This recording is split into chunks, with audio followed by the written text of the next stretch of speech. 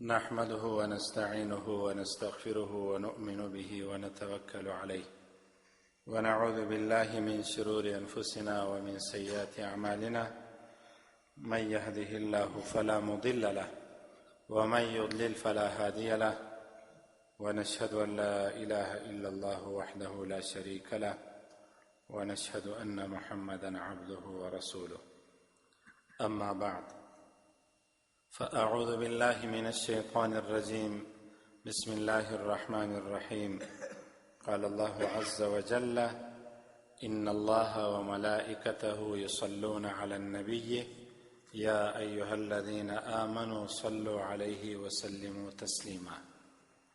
وعن ابن مسعود رضي الله عنه قال قال رسول الله صلى الله عليه وسلم إن أولى الناس بي يوم القيامة أكثرهم علي صلاة رواه الترمذي أو كما قال صلى الله عليه وسلم.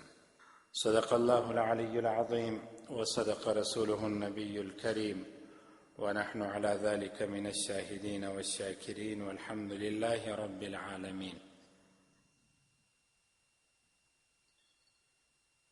یو ورځ قدرمنو راتلونکې ده چې د رسول الله صلی الله علیه وسلم سره به ملاقات و دیدن کوو انشاءالله. خو یو څه کسان به تمنا او ارزو لري چې رسول دې زموږ شفاعت و سپارښتنه وکړي، خو کلا و حاشا، امکان نه لري چې رسول دې د هغو نومونه د الله په دربار کې لوی څښتن جل جلاله ته پیش کړي او بیا دې دا ووایي چې ربه زما د دغو امتیانو شفاعت او سپارښتنه زه کوم، د دوی د مغفرت او د بخشش اعلان ته وکړه. داسې نشي کېدلی.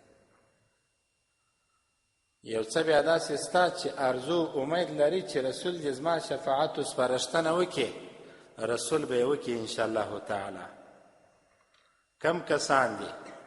هغه کسان چې د رسول پر سنت طریقه ولاړل، چې عمومي خبره ده، په ځانګړي ډول او خاصه خبره دا ده چې په دې دنیا کې پر رسول الله صلی الله علیه وسلم ډیر درود ووایه. نازولی انسان، تاسو خو انشاءالله متوجه یاست، نازولی زوی په کور کې څوک وي غیر اختیاري د مور او پلار د خولې څخه د هغه نوم راوځي.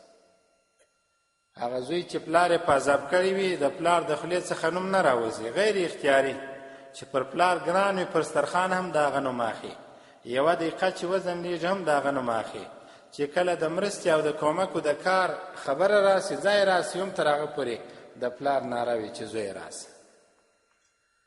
د قیامت په ورځ که غواړي چې د الله رب العزت د رسول په خوله او په ژبه ستاسو نومونه یاد سي، نو په دې دنیا کې ډېر درود ورباندې ووایاست. مخکې ما درته ویلي دي مجنون چې پر لیلا باندې عاشق و، هر وخت به په هر شي کې د لیلا انځور ورته راتلی، هر وخت به په هر شي کې د لیلا انځور او عکس و تصویر به ورته راتلی، ځکه چې عشق هم د مجنون په رښتیا باندې و. درواغجن عشق او درواغجنه مینه او محبت یې نه و، د لیلا سره واقعا صادقانه عشق و. د هر شي ته چې به یې کتله د لیلا په سترګو یې ورته کتله.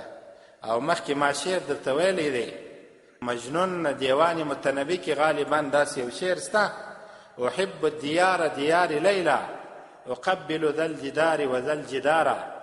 خوښه مې دا ده چې د خپلې معشوقې دیوالونه مچ کړم، خوښه مې دا ده. دون د عشق ورباندې غالب و چې کله به په کوڅه کې روان و او ګمان به یې داسو چې دا د لیلا کور دی، نو د لیلا د کور دیوالونه هم مچوله. که تاسو واقعا او موږ واقعا د رسول الله صلی الله علیه وسلم سره عشق او مینه او محبت ولرو، چې کله د رسول نوم را یاد سو نو صلی الله علیه وسلم زړه ته سکون ورکوي قدرمنو. او بې ځایه خبره به نه وي انشاءالله.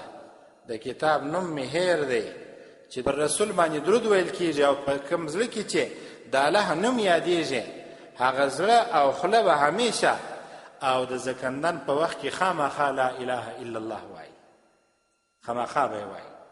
خامخا به د زکندن په وخت کې د دغه زړه څخه یو کنکشن او تار یو امر او اډر کیږي خلیته چې د زکندن په وخت کې لا اله الا الله وایه او پر کومه ژبه چې د الله نوم او د رسول پر مبارک ذات باندې د نوم چې واورېدل سو درود شریف پر باندې وویل سي خامخا به د زکندن په وخت کې انشاءالله تعالی د لا اله الا الله د کلمې د ویلو وس او توانو توفیق به خدای ورکوي.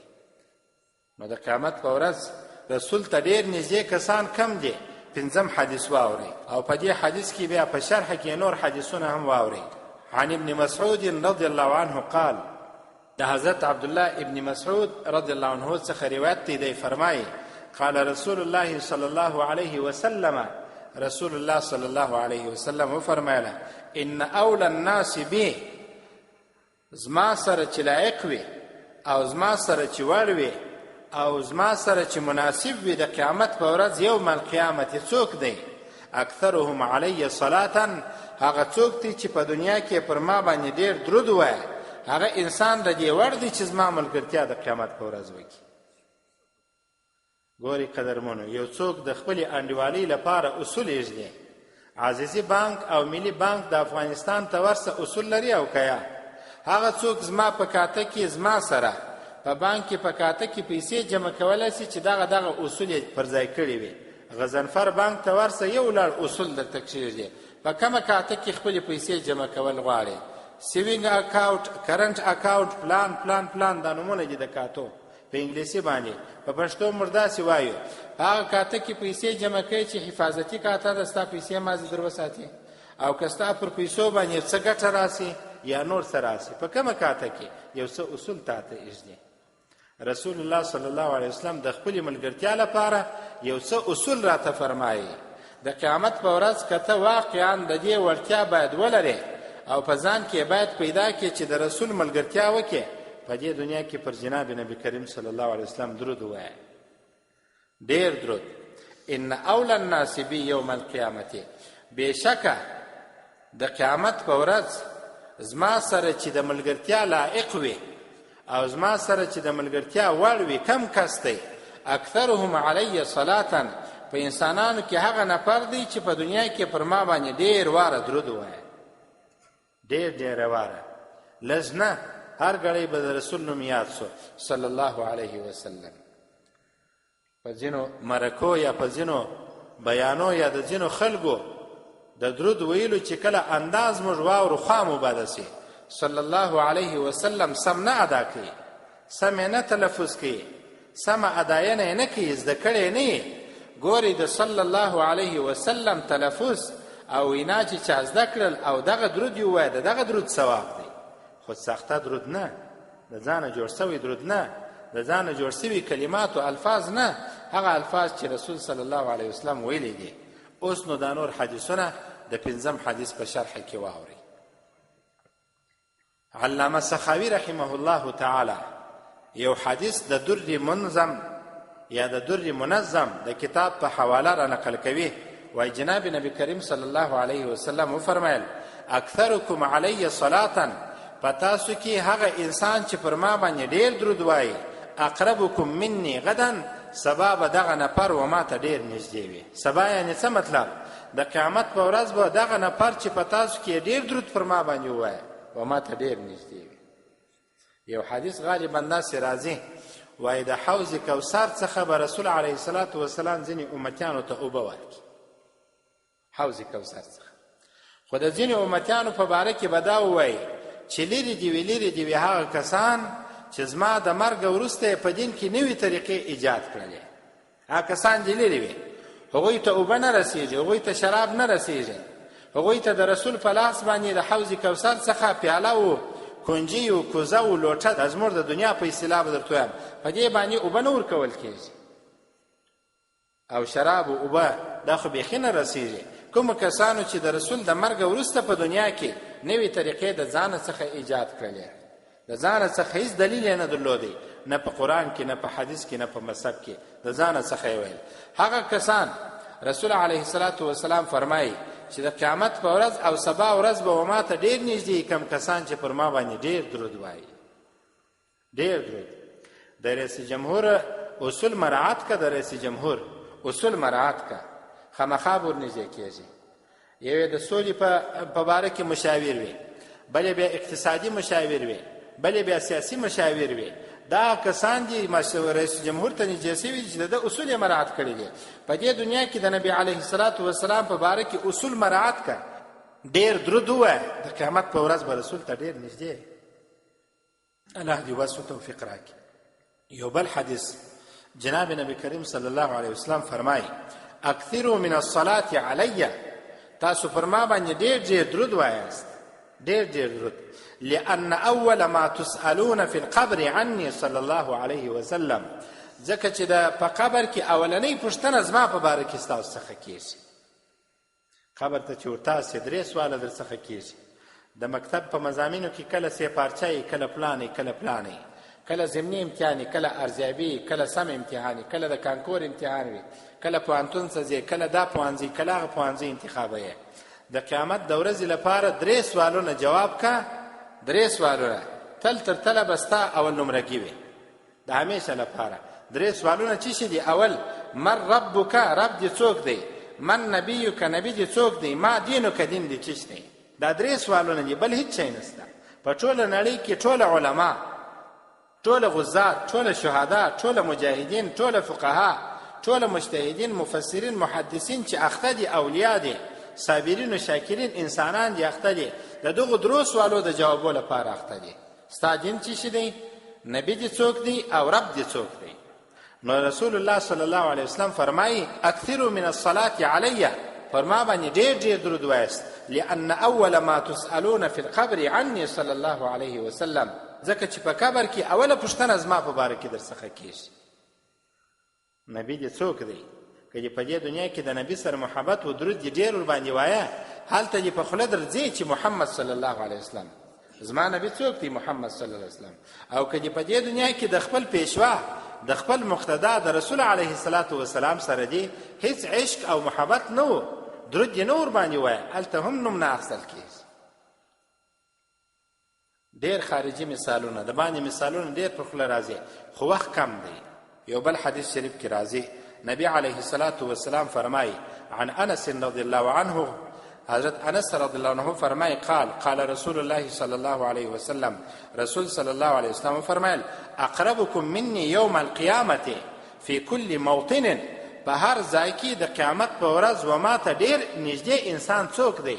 وای اوري قدرمنو، اکثرکم علی صلاة فی الدنیا، هغه انسان دی چې په دنیا کې پر ما باندې ډېر درود شریف وایي.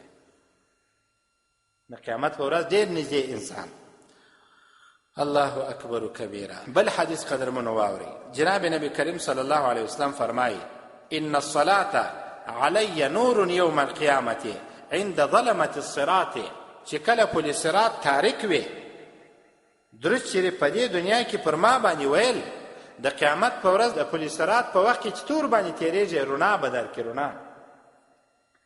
کله چې انسان په مځکه کې روان وي، څراغ ورسره یاوه، سپوږمۍ رڼا د لاس ورکړې ده، توره شپه ده، هیڅ شی نه معلومیږي، خامخا د جیب څخه څراغ راکاږي، د ټلیفون د موبایل څراغ راکاږي. پلار په ویني د قیامت په ورځ پل صراط باندې نور او رڼا. په دې دنیا کې پر رسول الله صلی الله علیه وسلم درود ویل دي. څه فرمایي نبی علیه السلام؟ ان الصلاة علی، درود بشک پر ما باندې ویل، نور دا رڼا ده یوم القیامت، د قیامت په ورځ، عند ظلمة الصراط، چې کله پل صراط تاریک وي. پل صراط خو حدیث شریف کې راځي تر ریشته باریک، تر چلې تیره، څونه نازک دی. ستا امکان ستا او که نسته. تاسو به کله کله په د ویډیوګانو کې لیدلې وي، یو سړی پر تیر باندې تیریږي، پر تار باندې تیریږي، روان وي پر تار باندې، و د چا زړه ته نه لویږي چې پل صراط به څنګه تر چړې تیره او تر ریشته باریک وي. په دې دنیا کې مثال دا دی، ما لیدل دي په دا ځینو شیانو کې یو نفر د یوه ځای څخه تار رسي جار ده تر بله ځایه، او پر پښو روان دی، ونه لویږي یوې خوا او بلې خواته، انعام اخلي، په نړیوال کتاب کې خپل نوم ثبتوي. پل صراط همداسې باریک، همداسې نازک، همداسې تیره. د قیامت په ورځ پر دغه پل صراط که غواړې چې رڼا او څراغ دې په لاس کې، په دې دنیا کې پر رسول الله صلی الله علیه وسلم ډېر درود ووایه محترم او جنابه. ومن اراد ان یکتال له بالمکیال الاوفى، او رسول فرمایي که د چا اراده دا سول چې د قیامت په ورځ د ده لپاره په پوره پیمانه باندې ترازو وتلل سي، او پوره پیمانه دې ده ته د اجرو او ثوابو ورکول سي یوم القیامت، د قیامت په ورځ، فلیکثر من الصلاة علی، نو پر ما دې ډېر درود وایي. د قیامت په ورځ کې د حسنات کم سول او په دې دنیا کې درود ډېر ویلی وو، د حسناتو پلو او خواو او هغه طرف درنیږي ستا په څه شي باندې؟ په دې دنیا کې پر رسول علیه الصلاة والسلام ډېر درود ویلی. اسانه کار ډېر اوسه. فرشتې هم اعلان کوي، مرغان هم اعلان کوي. دا مځکه چې ته اوس ورباندې وایه یو ځل صلی الله علیه وسلم ووایه، د قیامت پر ورځ خاص ستا دغه ځای شاهدي ادا کوي، د مځکې دغه ځای. کتابو کې ثابته خبره ده، پر هر شجر او مدر، پر هر لوټه او ډبره، پر هر حجر و مدر، پر هر شجر و نبات، پر هر درخت لوټه او ډبره چې ته تېرېږې او هلته دې صلی الله علیه وسلم ووایه، د قیامت په ورځ هغه پر تا باندې شاهدي ادا کوي. قرآن کریم کې آیات دی، هر شی د الله تسبیح بیانوي، پاکي بیانوي. خو تاسو د هر شي تسبیح او پاکي د الله حمد و ثنا او صفت چې بیانوي تاسو نور باندې پوهېږئ. دا مځکه د الله حمد و ثنا او صفت وایي، دا مرغان یې وایي، دا درخت یې وایي، دا پلانکی پلانکی یې وایي. تا چې کله صلی الله علیه وسلم ووایه د قیامت په ورځ دغه تله او ترازو، دا پله د ترازو چې درنیږي په پوره پیمانه چې تا ته ثواب درکول کېږي، هغه وخت چې کله په دې دنیا کې ستا پر رسول علیه الصلاة والسلام درود ویل زیات وي. بل حدیث قدر منواوري، حضرت انس رضی الله عنه څخه روایت دی عن انس رضی الله عنه عن رسول الله صلی الله علیه وسلم قال، دی مبارک فرمایي و رسول الله صلی الله علیه وسلم فرمایل یا ایها الناس، ای خلقو، ای کافرانو مسلمانانو، ان انجاکم یوم القیامة من احوالها و مواطنها، یقینا یا داسې علما فرمایي ان انجاکم، بېشکه هغه شی چې تاسو د قیامت په ورځ د قیامت د ډیرو بدبختیو او د بیروونکو حالاتو څخه خلاص کړي، هغه څه شی دی؟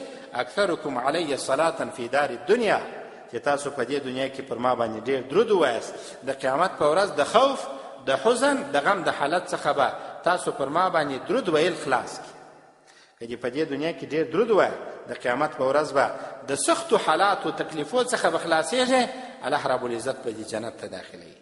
په دې دنیا کې ډېر درود عادت کوي، صلی الله علیه وسلم، صلی الله علیه وسلم، صلی الله علیه وسلم تر ټولو اسانه درود. بیا وروسته بیانو کې راځي چې کم درودونه دي، کمې اسانه دي، څونه ثوابونه لري، کم درودونه د رسول علیه الصلاة والسلام څخه ثابت دي. دا به ټوله انشاءالله تعالی که ژوند ووایو. هسې خو هم د اختر رخصتۍ تېرې سولې، بیا مو دا ټوله کال تر روژې پورې په مخه دی. وایو به که ژمی دی، که دوبی دی، که منی دی، که پسرلی دی، راځو به په هفته کې یوه چهارشنبه د ماښام د لمانځه وروسته دا سلسله او لړۍ چې مو شروع کړله، لکه نورې سلسلې چې د ژوند په شپو او ورځو کې ختمې سولې، دا به هم ختمه سي. بل حدیث علامه سخاوي رحمه الله تعالی را نقل کړی دی، عجیب حدیث دی. ان النبي صلی الله علیه وسلم قال، رسول الله صلی الله علیه وسلم فرمایل، څه فرمایل؟ ثلاثه، درې کسان به د قیامت په ورځ تحت ظل عرش الله یوم القیامة، د الله رب العزت د عرش تر سایې لاندې ناست وي. درې کسان، یوم لا ظل الا ظله، هغه ورځ چې یوازې د عرش سایې، بل هیڅ شی سایه نه لري. درخت سایه نه لري، غر سایه نه لري، لنکی سایه نه لري، غر خو نه، ځکه چې الله رب العزت فرمایي اذا الجبال سیرت، دا غرونه، دا دنګ دنګ، دا جګ جګ غرونه داسې به سي لکه د ریګو ذرې، داسې به پواسي. دا لوی لوی اسمانونه به راشوه سو، واذا السماء انفطرت واذا الکواکب انتثرت، دا لوی لوی ستوري، دا اوس چې بسته دنیا نیولې ده، دا ټوله به رڼا د لاسه ورکړي، غرونه به نه دی چې سایه به نه وي. درې کسان به د قیامت په ورځ یوازنۍ هغه سایه چې بله سایه به نه وي، یوازې د رب سایه ده، د عرش سایه ده، درې کسان به د دغې سایې لاندې ناست وي. اول وایه ورئ، قیل من هم یا رسول الله، سوال وسو ای د الله رسوله دا څوک دی؟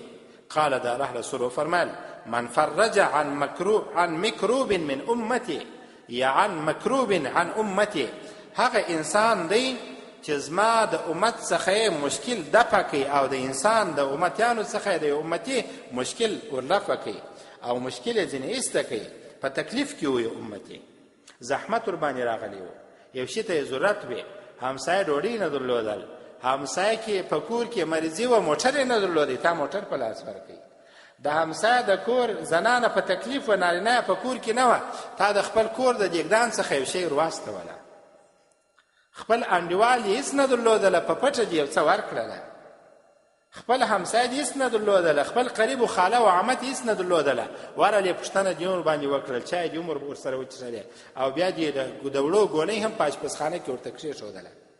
یو به دغه انسان د قیامت په ورځ د عرش تر سایې لاندې ناست وي. او دا فکر مه کوئ، شاید ځینې خلک دا عادت ولري چې خامخا دې زما په کومک او صدقه ټوله کورنۍ خبره سي، زما کور دې هم خبر سي، د هغه چا سره چې کومک کوم هغه دې هم خبر سي. شاید ځینې کسان دا عادت ولري، خو دا ښه عادت نه دی.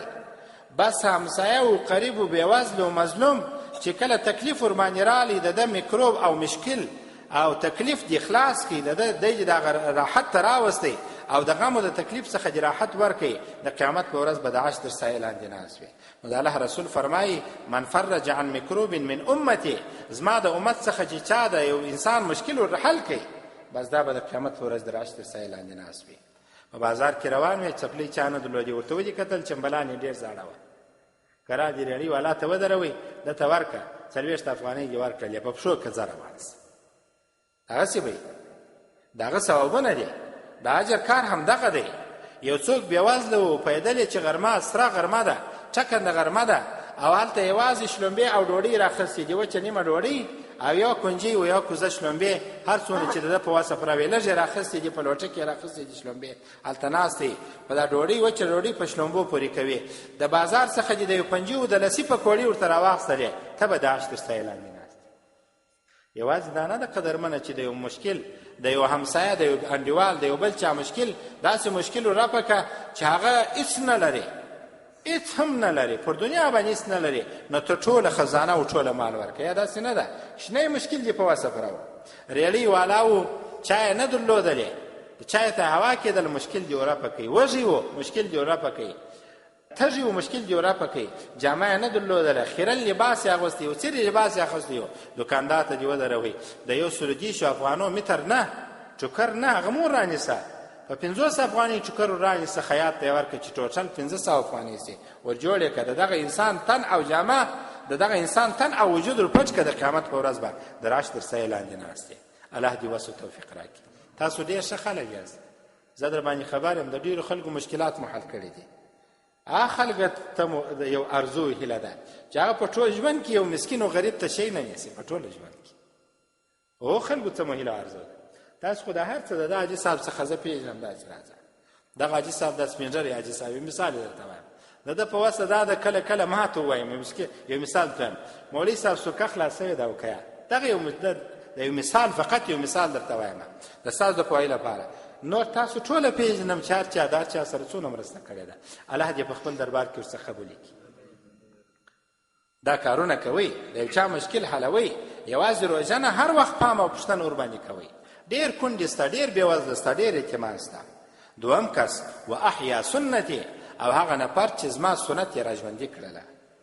کوم سنت؟ طریقه د نوک څخه در سره، د سره څخه تر نوکه پورې، په کور کې د کور د باندې، دکان دننه، دکان د باندې، سفر او حضر کې هر ځای سنت طریقه زه دا کار کوم، دغه نفر به د عرش تر سایې لاندې ناست وي. او دا ډېره اوږده سلسله ده، ډېره اوږده موضوع ده چې د احیاء السنه، د سنت طریقې راژوندي کېدل په کومو ځایو کې کومې طریقې دي تاسو یې پېژنئ، پر خپل وجود، پر خپل لباس، پر خپل سیرت، پر خپل صورت، پر خپل لباس، پر هر شي باندې پام کوئ. سنت طریقه څنګه ده؟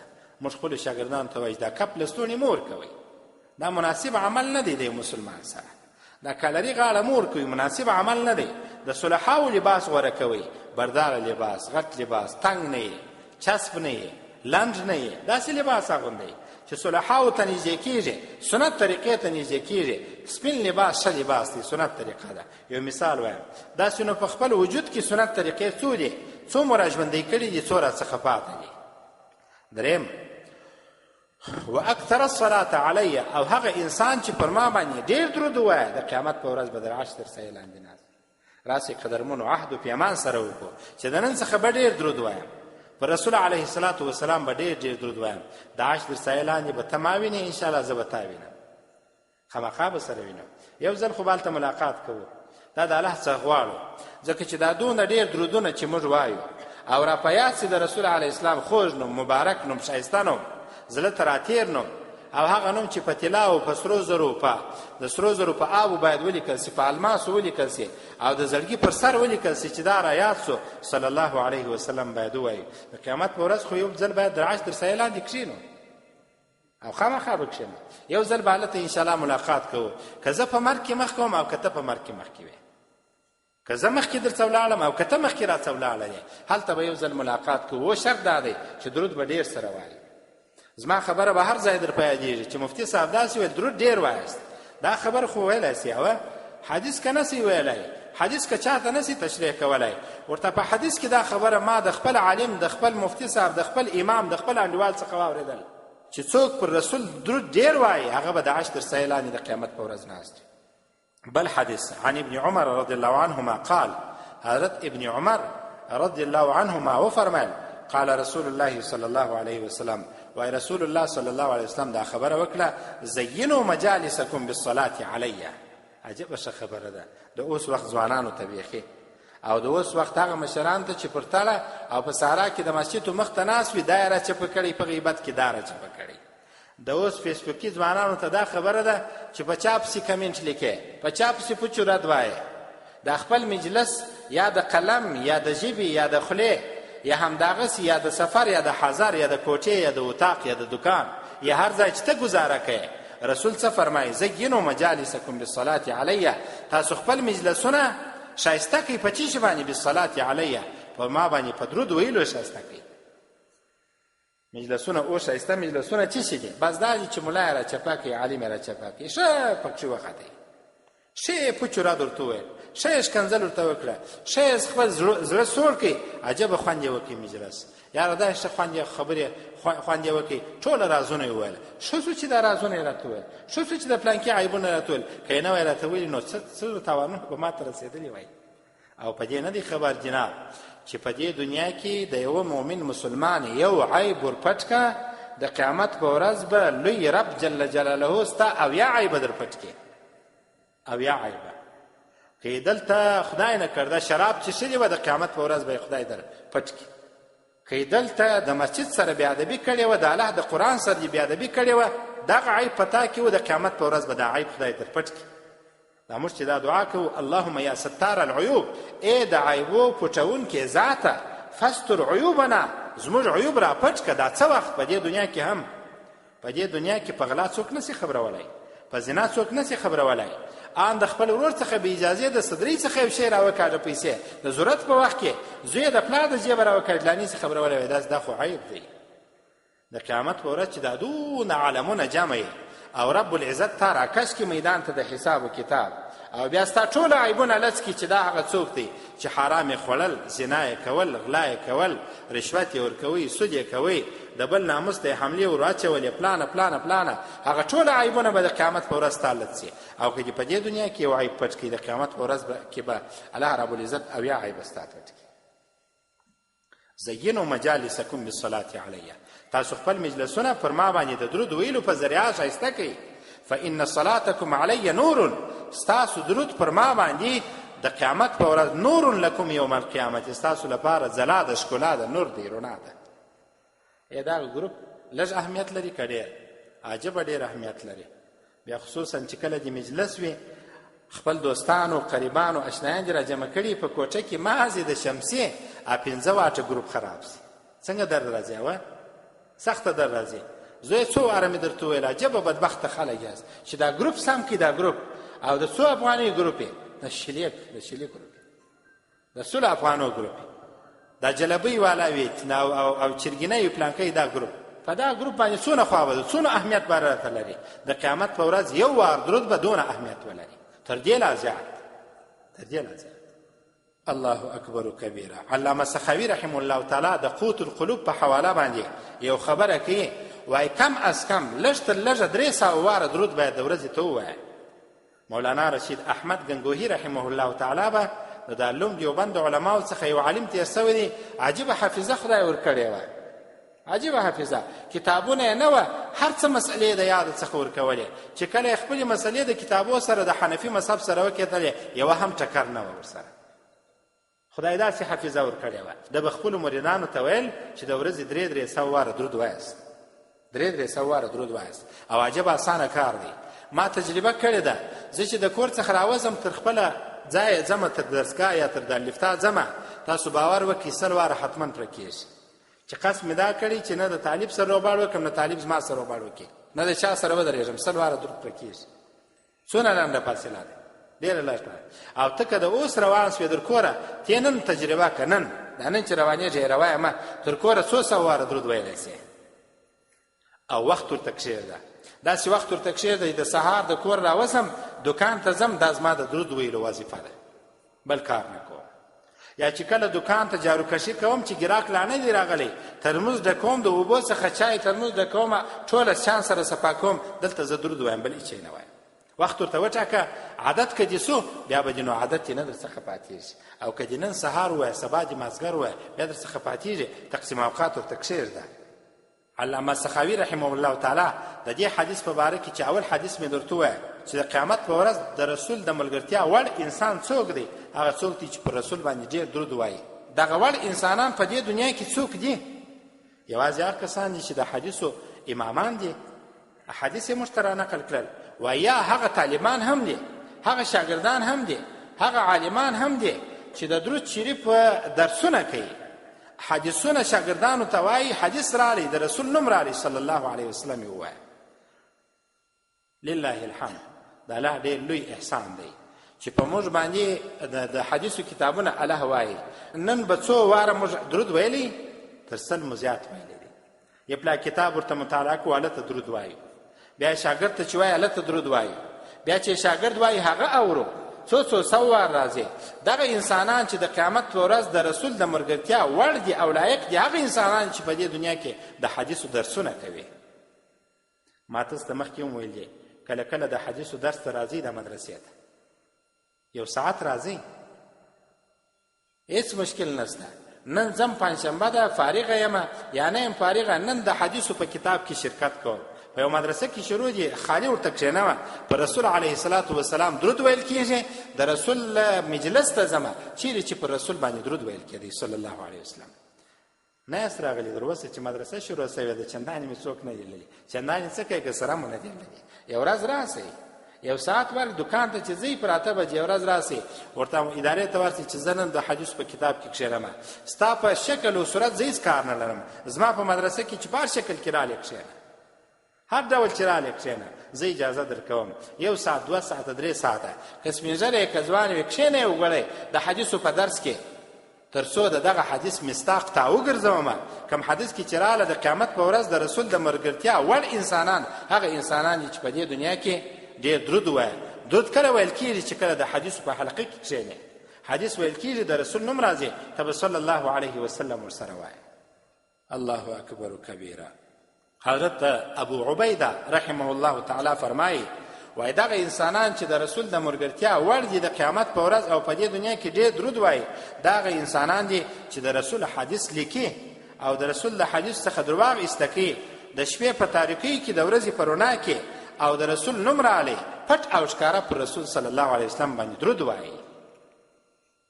په نورو خبرو کې حضرت ابو نعیم رحمه الله تعالی فرمایي، وای د قیامت په ورځ د رسول د ملګرتیا وړ انسانان هغه انسانان چې په دې دنیا کې د حدیث په حلقو کې شرکت وکړي او درود یې ډېر ووایه، درسونه یې وکړله، استاد ناست دی شاګرد ته درس وایي، قال رسول الله صلی الله علیه وسلم وبه قال حدثني وبه قال حدثني وبه قال حدثني وبه قال اخبرنا وبه قال نبأني. دا په حدیثو کتابو کې راځي قال رسول الله صلی الله علیه وسلم. هر ورځ مو شاګردانو ته وایي. لله الحمد. او تاسو باور وکئ ظلمه درته لږوي، د غونې ځواني در سره کولی سم، کړی مې هم د بیا هم در سره کوم چې د حدیثو د ثواب په نیت کې ستاسو نیت کوم. بالا که انډیوالي بولي که استازي که نابیتوب بولي کار شي چې بولي، د غونې نیت کومه چې هغه کسان چې د دې بیان ته راځي و ډېرو کسانو نه دوی د ناځواني کې زه به نیت کوم یا هغسې نه کېږي چې دلته راله راته کښېنستل انډیوالي یې وکړله او د انډیوالۍ لاس یې راکړي، نو زما هم د انډیوالۍ لاس د حدیثو په درس کې ستا نیت کوم چې خدای د دا حدیثو درس چې مې ووایه د دې ثوابونه پلانکي ته ورسوه. مولانا اعزاز علي رحمه الله تعالی د دارالعلوم دیوبند علماو څخه یو عالم تېر سوی دی، یو ښه خو یې دا و چې چا سلام د ده مخکې ده ته نه سوی ورده کولی، یو ښه خو یې دا هر څوک چې به مخ ته ورته راغلی السلام علیکم. څو واره خلکو تجربه کوي چې کشکې د ده در مخه موږ سلام ور ادا کړو، نه سوی ور ادا کولی. بل خو یې دا و چې د عربي ادبو ډېر ښه استاذ و. د ده په باره کې راځي وایي یو ځل قطبي ورته ویل، قطبي د منطقو کتاب دی، یو چا زما پلار یا ورور وفات شو، د شاګردانو ته وویله چې د قطبي درس مو ووایه، دا نن درس ثواب یې هغه مړي ته وبخښي. هغه ورته ویل دا څنګه؟ ویل خو دا هم د الله د دین لپاره وایي، ضروري خو نه ده چې خامخا به موږ تا ته قرآن کریم ختموو. بس دغه درس چې مې نن شاګردانو ته ووایه د دې ثواب ستا مړي ته ورسېدی. زموږ د عقیده او ایمان او باور دی دا ستاسو نیت چې موږ د حدیثو په کتاب کې کوو یا په نورو درسو کې کوو، بس د الله رب العزت له جانبه ستاسو په عملنامو کې ثواب جمع سو، بالا ته څه کوې؟ الله اکبر کبیره. او یو عالم لا فرمایي وایي دغه حدیث چې د قیامت په ورځ د رسول د ملګرتیا وړ انسانان هغه انسانان دي چې په رسول ډېر درود وایي. یوازې هغه کسان نه دي چې په عربي ژبه درس کوي، که په عربي ژبه یې، که په عجمي ژبه یې، پښتو یې، فارسي یې، اردو یې، په هره ژبه چې پر رسول علیه الصلاة والسلام یې درود ووایه، بس د رسول علیه الصلاة والسلام د ملګرتیا وړ انسانان دغه کسان دي. او اخرني دوه حدیثونه وایم بالا مې رخصتومه. امام طبراني رحمه الله تعالی یو روایت کوي عن ابي هريره رضي الله عنه قال، حضرت ابو هريره رضي الله عنه فرمایل قال رسول الله صلى الله عليه وسلم، رسول الله صلى الله عليه وسلم فرمایله من صلى علي في كتاب. عجیب حدیث دی، قربان تر داسې حدیثو او قربان تر هغه چا چې پر دې حدیث عمل وکړي. من صلى علي في كتاب، که چا په یو مکتوب کې لیکل سوي کتاب کې پر ما باندې درود وایه، الته د احمد او د محمد نوم راغلی صلی الله علیه وسلم، باره د درود وایه. من صلى علي في كتاب، که چا پر ما باندې درود وایه په کتاب کې یا په نوشته سوي خط کې، حالت زما نوم و، حالت پر ما درود وایه، لم تزل الملائکة تستغفر له ما دام اسمي في ذلك الكتاب. دا الله رسول فرمایي وایي تر څو چې په دې کتاب کې زما نوم یې، ملایکې به دغه انسان ته د مغفرت دعا کوي. ګورې دا حدیث ما نن درته وایم، مثال یې دا دی، په دې کتاب کې د رسول علیه الصلاة والسلام نوم وروالی، او تاسو چې شو وایه نوم درود مو وایه ویې وایست صلی الله علیه وسلم، تر څو چې په دې کتاب کې د رسول نوم یې، تر هغه وخته پورې ملایکې تا ته د مغفرت دعا کوي. که دا کتاب څیرې سو او وشړېدی، اوبو ته ولوېدی، که سره ولاړی، بیا به نو موږ ویلی سو چې ستا ثواب بالا پر دې ځای باندې قطع سو. ثواب خو دې نه دی قطع سوی، د درود ثواب ستا، خو دغه نوم چې د محمد صلی الله علیه وسلم دی په کتاب کې لیکل سوی دی او تا درود ورباندې ووایه، تر څو چې دغه نوم په دې کتاب کې ثبت وي او دا کتاب یې تا ته د ملایکو له طرفه څخه د مغفرت دعا رسېږي. زه کله کله شاګردانو ته چې یو ښه خبره وکړم، په ارمان چې دا شاګردان راته ناست وای چې یو چاکلیټ راکړی وای د انعام لپاره، خو نه یې راکوي، چاکلیټ هم نه راکوي، اتروه کورت چې زما ورسره جوړ د هغه هم نه راکوي. کاشکې ستاسو په جیبو کې د چهارشنبې په ورځ یو څه خواړه شان وای راکولی، نو ما ته به یې خوند راکولی، خو نسته په جیبو کې مشان چپ له پیسو څخه. سم بل حدیث شریف قدر مناخری حدیث شریف دی. رویفع بن ثابت رضی الله عنه فرمایي د رسول صلی الله علیه وسلم څخه حدیث را نقل کړي. رسول صلی الله علیه وسلم و فرمایل قال من صلى على محمد، چا چې پر رسول الله صلی الله علیه وسلم پر محمد صلی الله علیه وسلم درود وایي، وقال او بیا دا وایي اللهم انزله المقعد المقرب، خدای رسول صلی الله علیه وسلم هغه ځای ته ورولې کوم ځای چې مقرب دی، ډېر ښه دی عندک خدای ستا په دربار کې، یوم القیامت د قیامت په ورځ، وجبت له شفاعتي، رسول فرمایي چې دغه انسان لپاره زما شفاعت واجب سو. چا چې درود وایي صلی الله علیه وسلم باره وروسته دغه دعا وکړله، په عربي کې دغه الفاظ دي اللهم انزله المقعد المقرب عندك يوم القيامة، او په پښتو کې ترجمه او ژباړه داسې ده درود یې ووایه صلی الله علیه وسلم، بیا دې دا وویله چې خدای رسول هغه مقرب ځای ته چې ستا سره دی د قیامت په ورځ هغه ته ورسوه. د الله رسول فرمایي چې د دغه انسان لپاره زما شفاعت واجب دی. الله رب العزت د رسول شفاعت زموږ او زموږ د کورنۍ په باره کې واجب کړي. دا ستاسو مندې او زموږ مندې خوندې او په کور کې خپلې بیویګان چې را سره دي د ټولو په باره کې د خدای پاک د رسول شفاعت زموږ او د دوی په باره کې واجب کړي. الله دې په ټولو خبرو د عمل کولو توفیق راکړي. واخر دعوانا ان الحمد لله رب العالمين. الحمد لله رب العالمين والعاقبة للمتقين والصلاة والسلام على سيد رسله وآله وأصحابه أجمعين. رب العزت د رسول شفاعت زموږ د ناستو کسانو په باره کې واجب کا. خدای زموږ د حاضرینو کسانو په باره کې د رسول شفاعت واجب کا. رب العالمین د مشرانو د کشرانو په باره کې د رسول شفاعت واجب کا. خدای د ټولو جمله مسلمانانو نارینه او ښځینه ځوانانو او سپینږیرو کشرانو او مشرانو تورپوستو او سپین پوستو عجبو او عربو د ټولو په باره کې د رسول شفاعت واجب کا.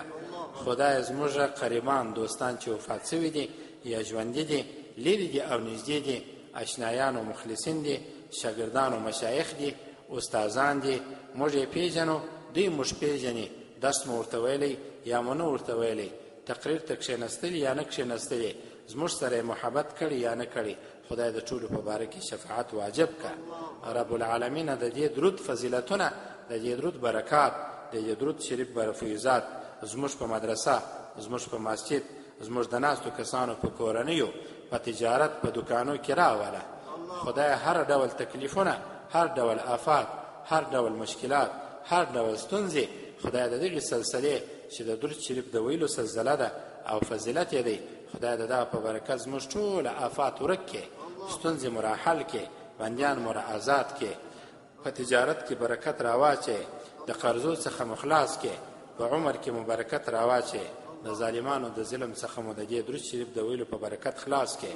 الهي قرضونه د دې درود په ذریعه او په برکت زموږ قرضونه را ادا کړي. ربنا تقبل منا انك انت السميع العليم.